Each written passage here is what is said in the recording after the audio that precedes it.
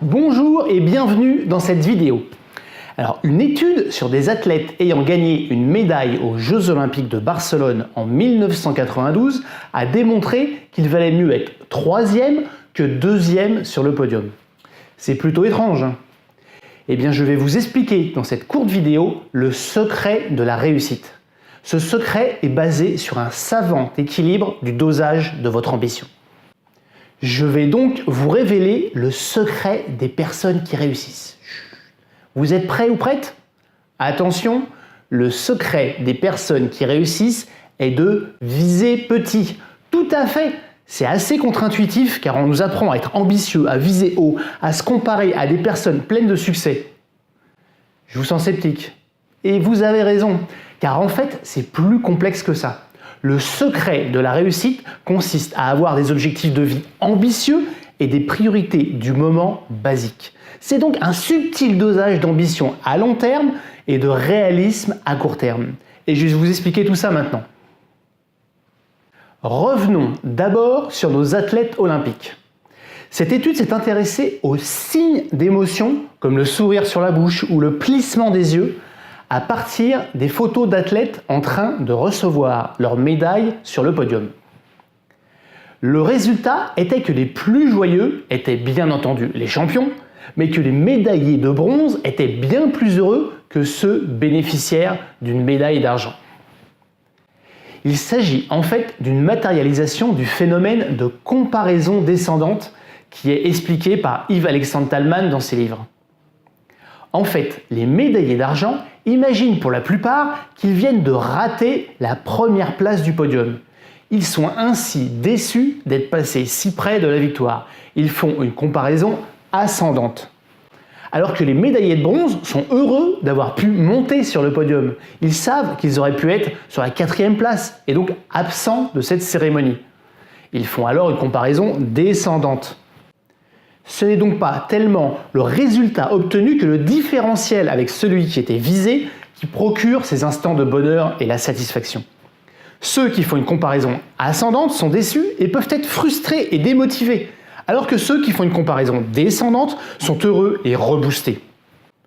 En conséquence, des attentes trop élevées n'entraînent généralement pas de satisfaction.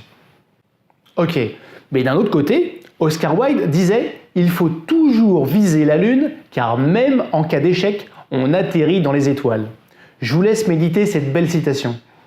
Il n'avait pas complètement tort, car sans ambition, il n'y a pas de moteur ni de réussite, et nous le savons tous très bien. Le secret de la réussite est donc de marier ces deux constats, des objectifs de vie ambitieux alliés à des priorités du moment réalistes.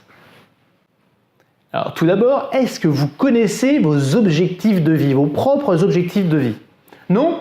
Je vous rassure, peu de gens les connaissent. Et pourtant, c'est la base de tout, de votre réussite de vie. Et je ne parle pas que professionnellement ou socialement, mais c'est également le sens de votre vie. C'est votre moteur. C'est ce qui fait que vous savez où vous allez.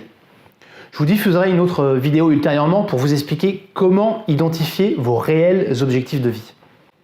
Oscar Wilde parlait donc de ces objectifs de vie. Ils doivent être connus et ambitieux car c'est eux qui vont vous épanouir. Et plus ils seront ambitieux, plus vous aurez l'impression d'avoir réussi votre vie. Je vais prendre un exemple. Vous comprendrez aisément que si votre objectif de vie est de ne pas terminer par exemple votre vie seule, ou que si votre objectif de vie est de pouvoir profiter de votre retraite en compagnie d'un conjoint avec lequel vous êtes complice et des enfants heureux dans leur vie, vous n'allez pas prendre du tout la même direction de vie. A contrario, comme nous l'avons vu à travers l'étude des athlètes, mettre notre priorité du quotidien trop haute va générer de l'insatisfaction. Et cette insatisfaction va entraîner, pour la plupart d'entre nous, une démotivation et va nous contraindre à ne pas avancer au bon rythme, voire d'abandonner ses ambitions. Je dis bien la plupart d'entre nous, car pour certains qui ont été élevés avec le dogme « sois fort », où il faut avoir mal pour réussir, ceux-là vont trouver leur moteur dans l'insatisfaction. Mais ils sont généralement, et c'est dommage pour eux, structurellement malheureux. Il faut donc déterminer des priorités du moment peu ambitieuses, qui vont vous permettre d'avancer tout en vous procurant des petites joies qui vont se transformer en carburant pour vous. En conclusion, Pour réussir votre vie, vous devez connaître vos objectifs de vie, faire en sorte que ceux-ci soient ambitieux et déterminer des petits pas peu ambitieux pour y arriver. Dans la prochaine vidéo, je vous parlerai de ces petits pas via la puissante technique du PPA, qui va vous permettre de déterminer ces petits pas peu ambitieux, mais ô combien utiles pour avancer dans la vie, mais également gagner du temps et vous mettre en action, c'est-à-dire arrêter de procrastiner. Je vous montrerai donc cette puissante technique dans la prochaine vidéo. Je vous décris également d'autres secrets des gens qui réussissent dans un guide gratuit que vous pouvez télécharger.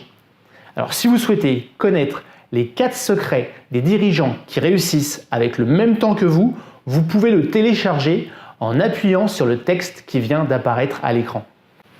Et si vous avez des questions ou si vous avez aimé cette vidéo, n'hésitez pas à me le dire dans les commentaires. À bientôt dans une prochaine vidéo.